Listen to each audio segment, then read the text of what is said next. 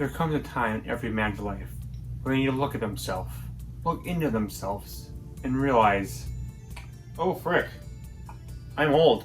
I'm 22 as I record this, and I've come to the sad realization that everything that I loved as a kid is old.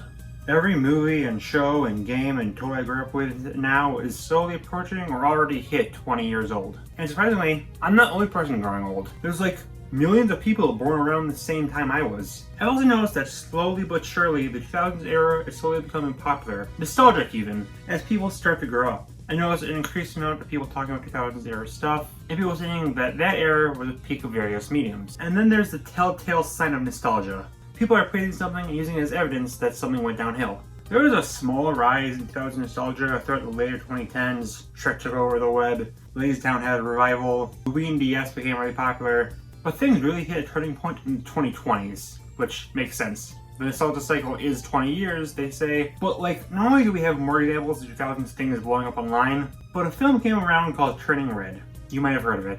I'm not the biggest fan of this film, but like, this was the first big example of something taking place in the 2000s and having that be a big part of its identity, as the characters interact with 2000s iconography like boy bands and Tamagotchi. Now, granted, it isn't perfect here. I mean, they set a film in 2002 and didn't once mention that a single year before, the world was absolutely changed entirely by the release of the Fairy Odd Parents and its effects in society.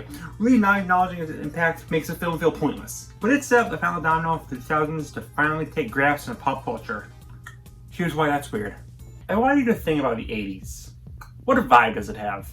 Even if you're gonna live through it, I didn't either, you probably have a distinct image of the general aesthetic, its media, and its general marketing. Same for the 90s, very distinct feel. Heck, 2000s has a distinct feel thanks to the internet.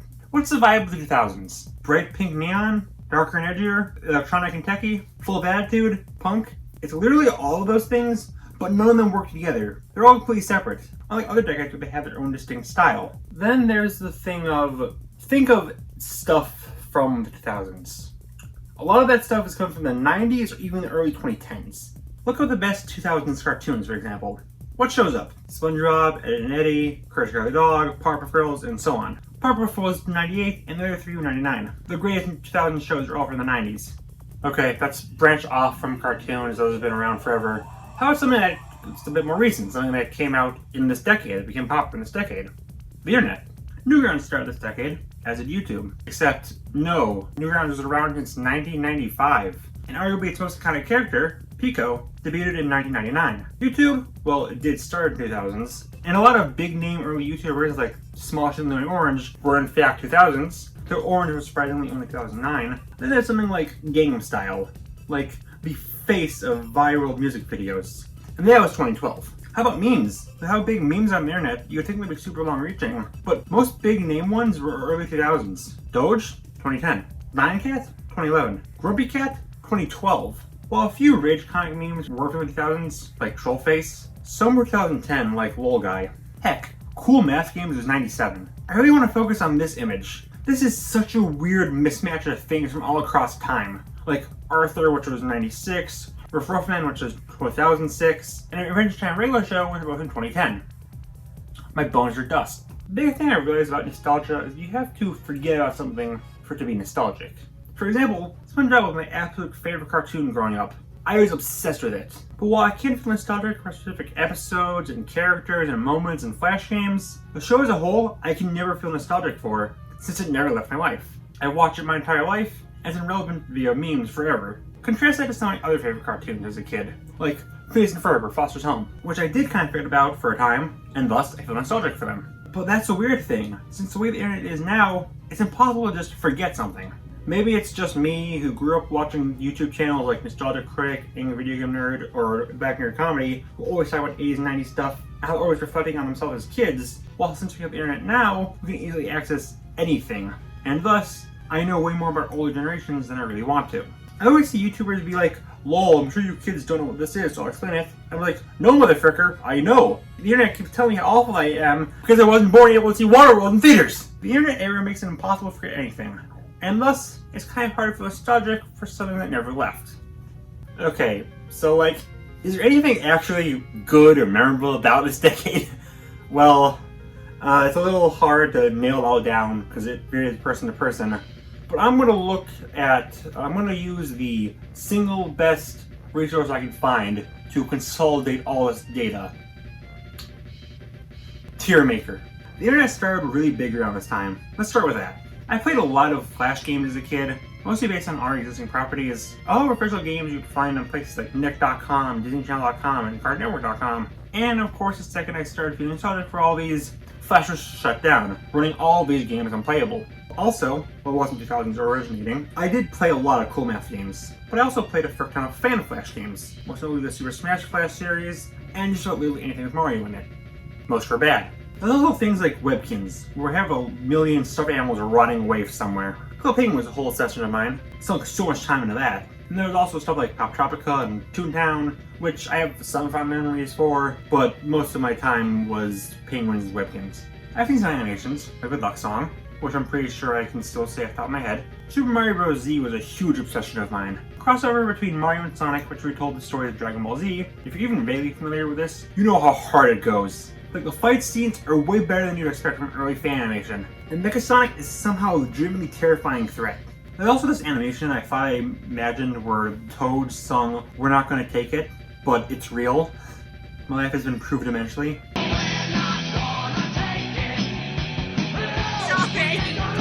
In terms of other internet things, I don't know, I kind of self-sheltered myself. Brawl in the Family is a Nintendo webcomic. I'm realizing almost all my early internet obsessions were Nintendo related. And it's all about all the Nintendo characters just kind of having goofy, funny stuff happen to them. It shaped a lot of my headcanon for most of these characters, and also Waluigi. Definitely has Waluigi already. Movies. That's a weird one. You know how I said earlier you need something to leave your mind before you become nostalgic?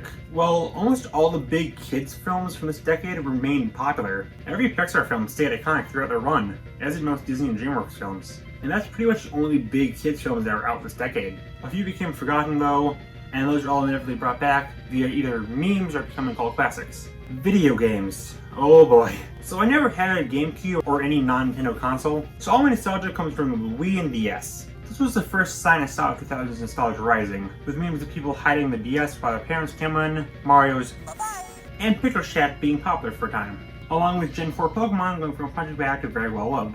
For the Wii, there was a rise of Matt Henry Sports, Mario Kart Wii going from the most hated entry to one of the most beloved, and similarly, there was Super Smash Bros. Brawl.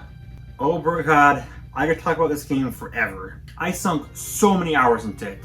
Plus, it was a big thing that helped me branch out into YouTube, like I swear. All the content I watched was Brawl related, machinimas, mods, animations, and the single worst video on YouTube. Listen, YouTube is pretty clickbaity nowadays, but it's mostly like people putting women in thumbnails or overemphasizing the negative or this face. But older clickbait was, well, it's okay, it's also the woman thing, but it was just straight up lying. Wow, playable taboo, that's epic. Frick you, come to this again! Also, of course, there's the peak of mobile gaming, and the pinnacle of that was Angry Birds. There were some annoying kids that got far too into Angry Birds, seeming modern kids were into Fortnite.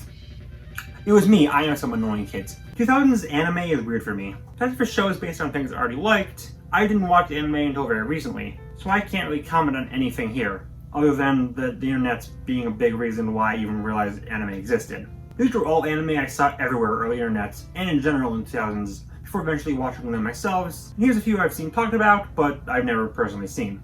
Now before I go on, I want to briefly go back to the tier list again, if you're free to complain about dates once more.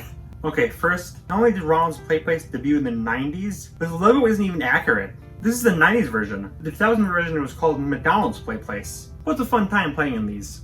Even if, thinking back, probably not the cleanest place. Same applies to Chuck E. Cheese and Furby. They started before 2000, but were quite popular all that time. Fun fact for Chuck E. Cheese, by the way. One time I was there was this whole event where Chuck threw out a bunch of tickets, and all the kids had to rush to get them, and there was a single one with a sticker on it. And whoever got that won something, I think it was like ice cream or pizza or cake or whatever. I was one of the older kids, around 8 to 10, around a bunch of 4 to 6-year-olds. And Chucky blocked me off from tickets to allow the younger kids to get more, along with intentionally throwing some at them and away from me. But what's even worse, I found that stickered one. It was like a magical moment. I rushed to it, and you wanna know what happened? That stupid freaking rat noticed that I saw the stickered ticket, and right when I was reaching for it, stepped in both the ticket and my hand. So I obviously ripped back in pain because a freaking rat man stepped on my puny child hand, and one of the parents yelled out, "He's standing on the ticket!" causing one of the younger kids to walk over, and Chucky moved his foot away, letting the brat get the ticket. If I remember correctly, this was the last time I ever went to Chuck E. Cheese's. I cheered when I saw my local Chuck E. Cheese close down over the pandemic, and if I ever met the kid who got that ticket, I would murder him instantly, not even flinch after. Almost all the food here is either before the 2000s, still available, or both. Yugo's is the only one that was invented in the 2000s and isn't available now. Dunkaroo is also discontinued, but it started in 1990. We don't have our own Ecto Cooler, and that saddens me.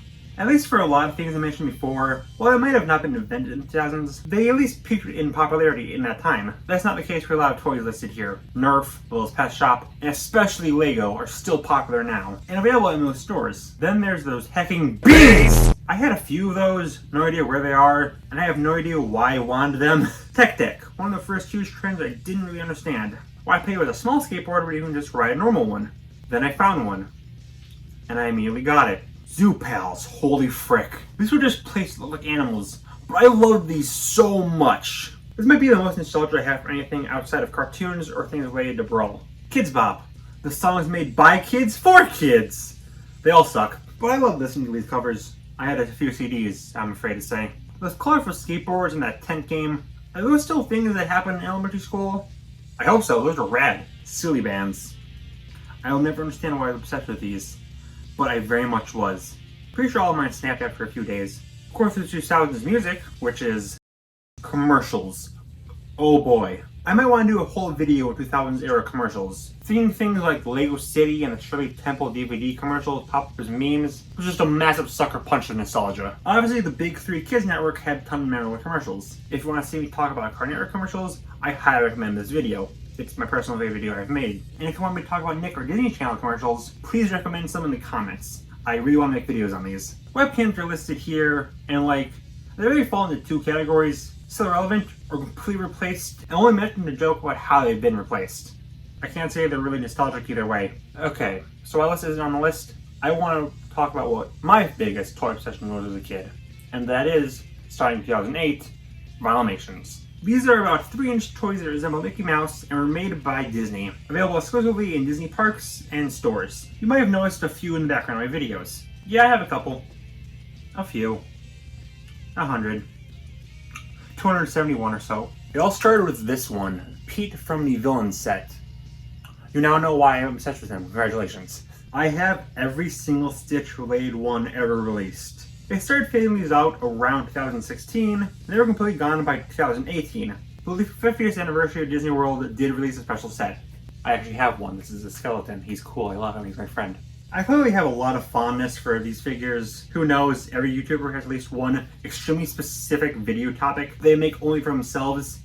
Maybe I'll do this one day. Toys R Us. I miss this store so much. I didn't respect it in its prime, and I miss it now so much for several reasons. This was like the prime place for more obscure shows and movies and heck, any video game ever to get their toys. And now only the most popular of movies and games have merchandise that's readily available. And there's like nothing for any cartoons that isn't a reboot or legacy title. If I had to go back in time, I'd go back to Toys R Us. Especially now that I know what adult me likes is different from kid me, and I can get all the Cartoon Network toys I want, and they won't be literally millions of dollars. Guess it's just because Kid Me was idiot played Ben 10. Now adult me is smart and realizes it's excellent. But all the toys are like $100. I just want the freaking Scare figure, please, like $100, and I'll never get them. There's like a ton of loose ones, but they don't have spooky tentacle things, and those are freaking rad. And nobody likes this character besides me. It needs $100. I'm gonna figure it out. So, anyways, let's talk about cartoons. This is definitely the section that has the most nostalgia for me. But the problem is, I already talked about a lot of Cartoon Network shows in this video, and I plan on replicating that in a future Disney video and a not as future Nickelodeon one. So I'm going to just focus more on the legacy of these shows more than my actual thoughts on them.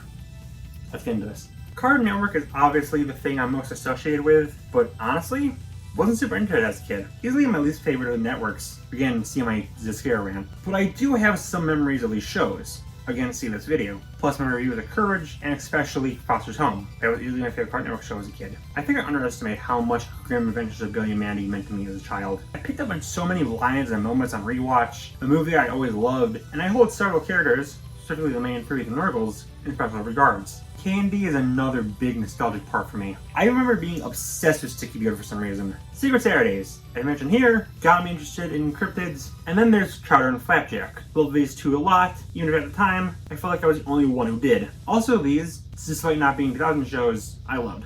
Disney originally had a block called Toon Disney before Channel consumed its flesh.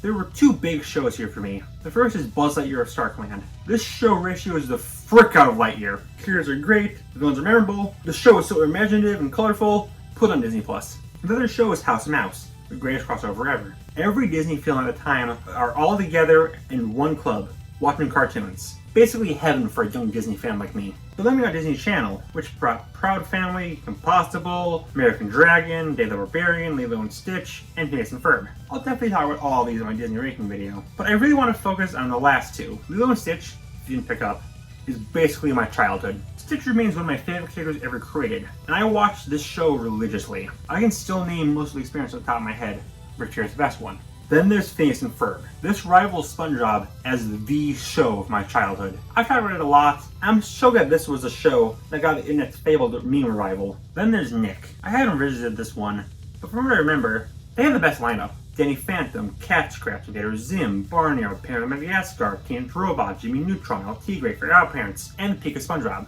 I think that's it. I don't think there's anything else. I already covered SpongeBob, but Fairy Odd Parents, man. I really hate that it's now only seen as a punching bag because of Butch, live action show, and the general milking of it in general. But it still holds up. Surprisingly, it's got strong themes of growing up I never caught on. Fairy Odd Parents is still strong. There's also stuff like PBS, but this video is getting too long. Maybe I'll do a separate video on it.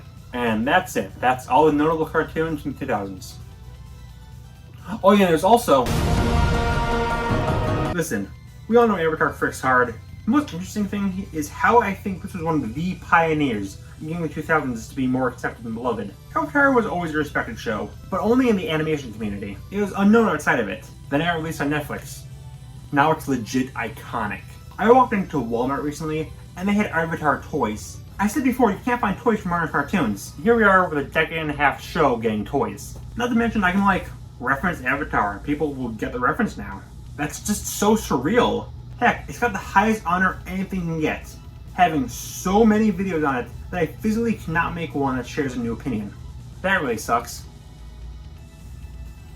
That's rough, buddy. Before I sign off, I really want to note the big reason I've seen a lot of these things becoming popular.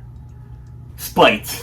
No, seriously, think about it. It seems like stuff gets popular to basically bash other things. Minecraft was just seen as a cringy kid game. Then Fortnite threatened to overthrow it as the most popular game, and because of that, Minecraft has a second explosion in popularity that it still has today. Gen 5 Pokemon was just the one with the ice cream and garbage Pokemon. Then Gen 8 had a giant controversy, and people started using 5 as an example of how good Pokemon used to be. This applies to Gen 4 as well. People hate PewDiePie since he was just a screaming man-child who didn't deserve to be the most subbed channel. Then T-Series threatened his place at the top, and there was this huge movement to keep him at the top. Spider-Man 3 was hated for the Emo Peter scene, and now every time any superhero does anything, there will be an Emo Peter edit. Sonic was the biggest punching bag ever for early internet, but nowadays people say that games like 06 and Shadow were great, but games that people used to like, such as Colors, are bad. The peak of this is the Star Wars prequels. The single easiest punchline of all time suddenly became well respected in the Star Wars community. Why is that? Well, I noticed this trend start to rise around 2018, and it really hit its stride in 2020. Now, what happened right around with these films? It was the sequels. Heck, back when I wrote this, the Minions trend of everyone loving the new film and getting it to be the highest grossing film of the 4th of July season started. After over a decade of being exclusively punching bags, the Minions' rise grew. Story of the ages. So, what was the point of this? I don't know, man. Nostalgia's weird. I don't like saying I feel nostalgic for stuff, but I do. This channel is very much about my childhood, unintentionally or not. The 2000s don't feel like their own decade. Just the 90s DLC are set up for the 2010s. And like, the internet makes it so that everything you ever wanted at your fingertips. And the internet is moving fast. Also notable is how companies are slowly catching on to 2000s nostalgia. Like, while Lightyear has no reference to Star Command, Disney has given reboots to 3 of their biggest shows from this era. After some pushback, Nick All-Stars started adding 2000s characters, the Mii's recently made a comeback in Stretch Sports, the prequels are now the entire focus of Star Wars. It's happening, but it's slow. Very slow. Like, I already see people nostalgic for 2010 stuff. I'm looking directly at you, FNAF. And like, it's weird. If I can stop being annoying though, I am happy that things I love are getting attention they deserve. And hey, if that means even the slightest chance that I can get toys of my favorite childhood things that are $1 million, like I can walk into any store and find stuff based on 80s, 90s stuff, you know, I can live with this. There is one other kind of weird thing I've noticed with nostalgia, and that is feeling nostalgic for something you've never experienced, or for a time, not a thing, just a time. Like secondhand nostalgia. I don't know if that's an official term. And I bring this up because I've recently watched 2 shows that really gave me this feeling. So join me next time where I talk about Craig of the Creek, Recess, and the weird feeling of secondhand nostalgia. Thanks for watching. Please tell me all of your nostalgic 2000s experiences in the comments below, and peace. Hi, I'm Cole Strauss, and you're watching Disney Channel.